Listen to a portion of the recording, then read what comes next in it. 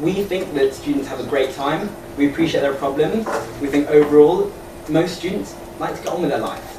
There was a survey done last year which said 63% of non-Jewish students don't feel either way about the conflict and don't feel either way about Israel. 18% of non-Jewish students feel positively towards Israel. 19% feel negatively. So 18% feel positively towards Israel and 19% negatively. Yes, there are problems, but in our perspective, sometimes they're sensationalized when they're not leaving. Thank you. תודה רבה. Gerald Steinberg, בבקשה, מנשיא NGO Monitor. אחריו? וגם אוניברסיטת בר אילן. So they don't get upset that I don't include that. I will speak briefly and in English, A, to be understood more clearly, and B, to make it shorter. I want to compliment first of all, the members of the Knesset for holding this discussion. I think it's very important in the Israeli-British discussion. I also want to thank the ambassador for coming here and putting so much information on the table. Because NGO Monitor's research has been mentioned, I want to just focus on a couple of points that I think are significant. I think the issue in which the British government provides funding for organizations that contribute significantly and very clearly to demonization is very important. These are not civil society organizations that exist in a vacuum. And I want to focus on two examples.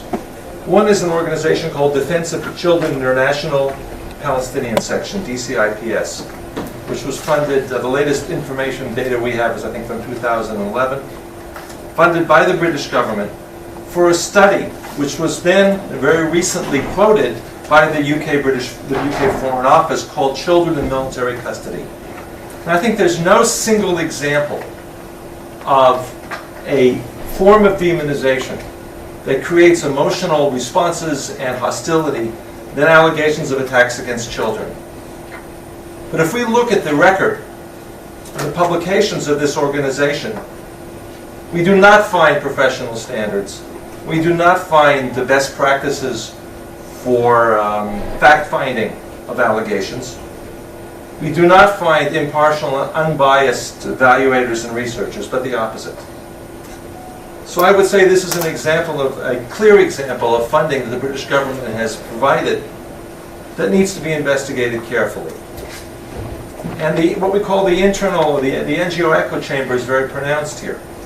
Funding for a political organization that masquerades as a defender of children